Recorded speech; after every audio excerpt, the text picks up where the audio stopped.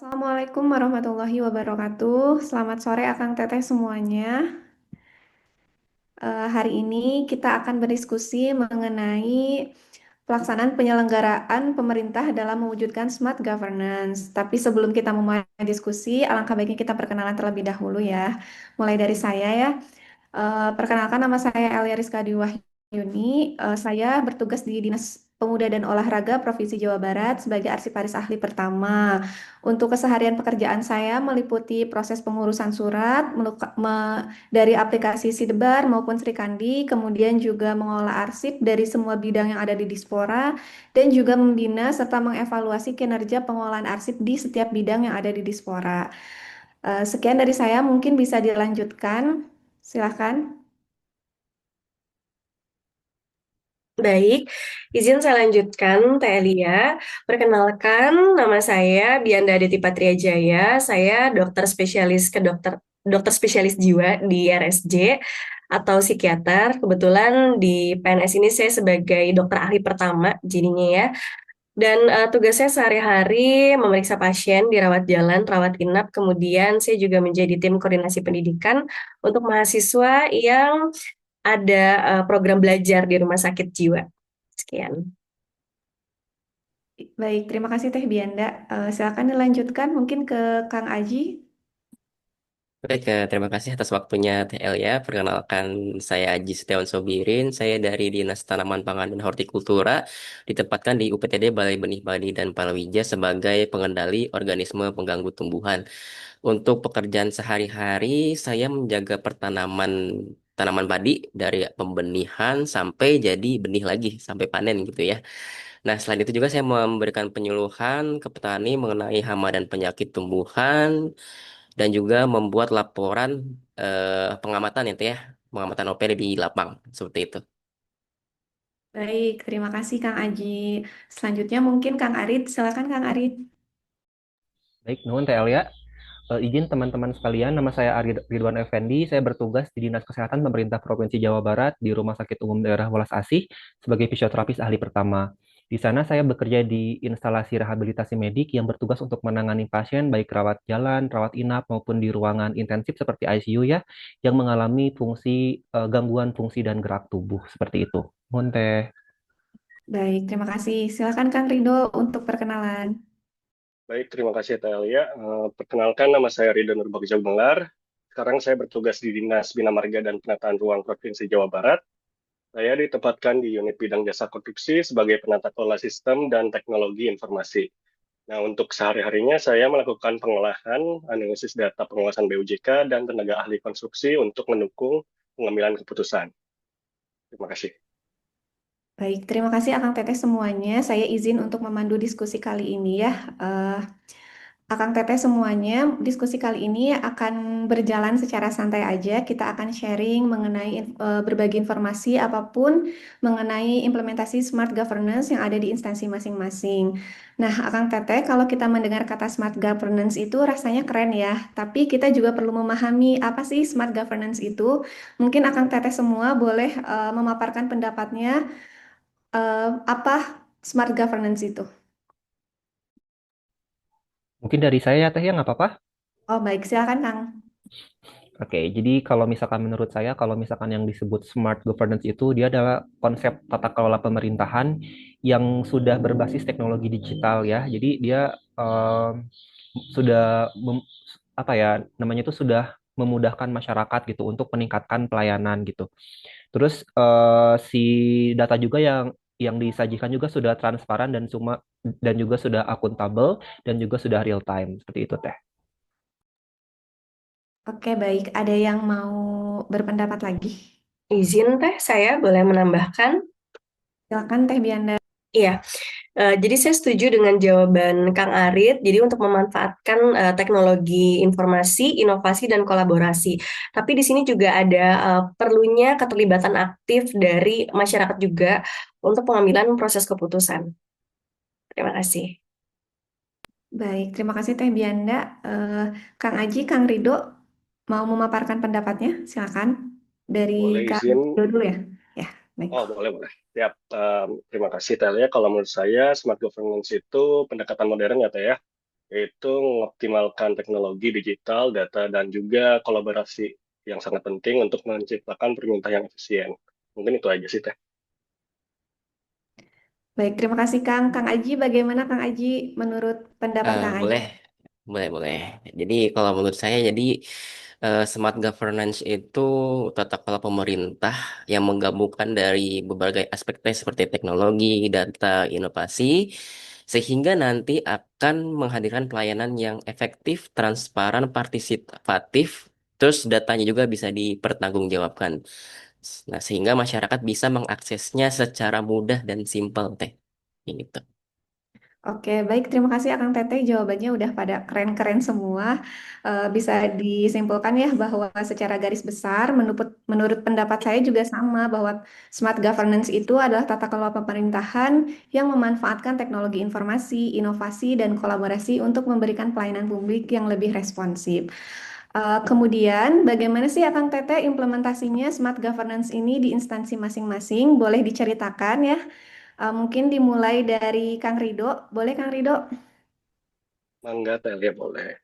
Kalau misalkan penerapannya di dinas saya tuh ya, yang idealnya itu harus bersifat transformatif ya Teh, dengan mengintegrasikan teknologi digital, data real time, dan partisipasi yang aktif dari seluruh stakeholder. Seperti contoh aja saya ambil eh, program Smart Governance di bidang jasa konstruksi, yaitu pelatihan tenaga kerja ahli konstruksi yang melalui platform daring atau online. Itu mengoptimalkan teknologi digital untuk meningkatkan kualitas SDM sektor jasa konstruksi secara efisien dan transparan. Mungkin itu ya. Oke Kang, dalam mengimplementasikannya ada nggak sih hambatan-hambatannya Kang atau tantangan terbesar gitu di instansinya Kang Rido gimana? Ada beberapa mungkin teh kayak seperti resiko ketergantungan sama koneksi internet ya teh ya. Sewaktu-waktu itu bisa terputus kalau misalkan kita nggak punya backupnya. Terus juga minimnya interaksi langsung antara peserta dan juga narasumber yang mengurangi efektivitas pembelajarannya itu sendiri. Serta juga terbatasnya kemampuan peserta dalam menguasai teknologi digital itu sendiri. Dari hambatan yang ada Kang, menurut Kang Rido, saran dari Kang Rido apa sih Kang untuk Hmm, meningkatkan dari program tersebut? Baik, siap. Kalau menurut saya sih sarannya ya untuk mengatasi kekurangan tersebut, itu tuh dengan menyediakannya sistem hybrid ya Teh ya, dengan adanya modul offline dan juga jaringan internet cadangan. Terus juga dengan mengembangkan platform lebih interaktif dengan fitur diskusi real time. Dan juga ada saran untuk melakukan verifikasi peserta yang ditingkatkan melalui pengenalan wajah dan monitoring aktif selama ujian. Mungkin begitu, Teh. Oke, baik. Terima kasih Kang Rido atas jawabannya. Mungkin selanjutnya ada yang mau bercerita lagi tentang Boleh saya, teh. implementasinya? Oke, baik Kang Boleh Aji saya. sama Kang Oke. Aji. eh Pertama saya berbicara tentang idealnya dulu ya, Teh ya. Kalau dari smart governance sendiri itu, kalau menurut saya intinya membuat apa ya? Ke depannya bisa diakses dengan mudah oleh masyarakat gitu. Intinya sih ke situ. Walaupun tadinya kita menggunakan teknologi segala macam, tapi intinya nanti biar memudahkan masyarakat. Kalau di sini untuk di Dinas Tanaman Pangan dan Hortikultura sebenarnya sudah ada yang sudah digitalisasi juga terkait informasi, yaitu menggunakan website dan media sosial seperti itu. Cuma kalau menurut saya ya Teh ya, ini kurang efektif karena untuk petani-petani di Indonesia ini itu rata-rata usianya sudah di atas 50 tahun sehingga tidak terlalu terbuka terkait teknologi tersebut. Seperti itu Teh. Jadi kalau untuk buka website, buka sosmed, apalagi sekarang ya saya perhatikan lebih aktifnya informasinya di Instagram gitu kan ya. Kalau Instagram kan lebih banyak kan anak muda ya Teh ya yang mengaksesnya. Nah itu masih kurangnya di situ kendalanya Teh. Oke, terima kasih Kang Aji. Sama Kang, seperti di Dispora Jabar juga, kita punya inovasi yang namanya Sikasepora untuk reservasi online, sarana-prasarana yang ada di Sport Jabar. Cuman pelatih atlet itu memang rata-rata sudah berumur ya, jadi mereka lebih mengedepankan prinsip yang lebih mudah gitu. Biasanya by WA, sehingga sistem tersebut akhirnya tidak sering digunakan dan ketika mau digunakan itu seringnya error gitu Kang. Nah, menurut Kang Aji kalau di Distan Horti itu gimana Kang saran dari Kang Aji untuk meningkatkan ini pelayanan? Oke, kalau dari saya mungkin dari ini dulu ya Teh ya, dari lembaganya dulu untuk ke dari staf dan pegawai di Distan Horti dulu Teh. Jadi diberi fasilitasi dulu nih biar data-data tuh terintegrasi semua. Karena kan banyak bidang dan unit ya Teh di Distan Horti, ada yang dari bidang penyuluhan, dari bidang hama penyakit, terus dari sistem irigasi itu bisa nanti berkolaborasi dengan dinas terkait. Nah itu kalau bisa nanti disatukan terlebih dahulu sehingga nanti ada infografisnya nih disimpulkan biar ada kesimpulan yang tepat untuk diberikan ke petani seperti itu. Jadi ada integrasi data dulu. Nah kalau untuk petaninya Teh karena tadi sudah saya jelaskan umurnya sudah berumur gitu Teh ya. Jadi yang simple aja menggunakan teknologi yang simple seperti membuat grup WA di setiap kelompok tani. Jadi di situ nanti ada setiap elemennya ada dari penyuluh pertanian, ada POPT-nya, ada dari dinas pengairan dan irigasi. Nah di situ digabungkan semua jadi setiap ada informasi diberikan ke situ. Nah lalu untuk di sosial medianya bisa di Facebook Teh. Di Facebook kan bisa buat forum kayak gitu kan ya. Itu bisa buat forum untuk petani se-Jawa Barat. Nah, di situ bisa mengasih informasi dan petani juga bisa berdiskusi apapun masalahnya di forum tersebut. Seperti itu, Teh. Oke, baik. Terima kasih Kang Aji. Untuk Teh Bianda dan Kang Arif yang sama-sama bekerja di rumah sakit ya. Bagaimana Teh Kang? Inovasinya mungkin boleh dari Teh Bianda dulu ya. Oke, baik. Ya, terima kasih kesempatannya, Telia. Kebetulan memang saya di Rumah Sakit Jiwa Provinsi Jawa Barat. Kang Arit itu kan di Welas Asih ya, atau yang dulunya Rumah Sakit Alisan. Jadi memang sama-sama rumah sakit, sama-sama tentunya ada SIM RS juga. Tapi nanti mungkin akan ditambahkan kembali ya oleh Kang Arit. Kalau untuk terintegrasinya ada SIM-RS, jadi itu informasi manajemen rumah sakit ada di sana. Untuk pengisian rekam medis juga ada rekam medis elektroniknya juga. Jadi di situ tertuang semua data pasien dari awal sampai akhir, dari data yang pas historinya sampai ke terapi yang akan direncanakan ke depannya apa. Jadi semua orang bisa melihat, semua staf yang ada di rumah sakit itu bisa melihat. Nggak hanya dokter aja, bahkan sampai ke tenaga kesehatan lainnya, seperti misalnya petugas labnya juga bisa tahu. Sampai gizi juga bisa melihat nih, oh ini pasien ini harus diet karbohidrat nih, atau diet rendah garam. Nah, di situ semua bisa terlihat. Kemudian sistem lainnya adalah ada telepsikiatri ya. Jadi untuk konsultasi jarak jauh itu juga bisa dilakukan, namun memang sejauh ini prosesnya agak lumayan kurang berjalan dengan baik ya, karena terkendala dari koneksi masing-masing pasiennya, kemudian step by step yang agak sulit untuk dilakukan, untuk melakukan telepsikiatri itu juga bisa. Kemudian dari media sih kami juga ada ya, media informasi dari layanan RSJ, dokternya siapa saja, ada dokter spesialis apa aja di sana. Itu disampaikan melalui YouTube, kemudian TikTok, kemudian ada Instagram dan website. Website juga sangat informatif sekali di sana dan ada bentuk edukasinya juga. Itu sih kurang lebihnya. Jadi proses digitalisasinya sudah sampai di sana. Baik, terima kasih Teh Bianda. Kalau Kang Arif gimana Kang kalau di Welas Asih? Baik, Nun, TL ya. Nah, sebenarnya kalau misalkan di Ulas Asih itu hampir sama ya dengan Tebianda, tadi sudah dibilang, kita juga ada SIM RS namanya. Cuman mungkin yang bikin pembeda di kita tuh udah ada dibikin ini teh aplikasi, namanya dia Ulas Asih Mobile. Jadi lewat aplikasi ini, pasien tuh udah bisa langsung daftar secara online dimanapun dan kapanpun. Jadi pas datang tuh nggak perlu antri lagi, dia tinggal datang menurut jamnya dia daftar, datang dilayani gitu ya. Jadi nggak harus daftar lama gitu secara manual.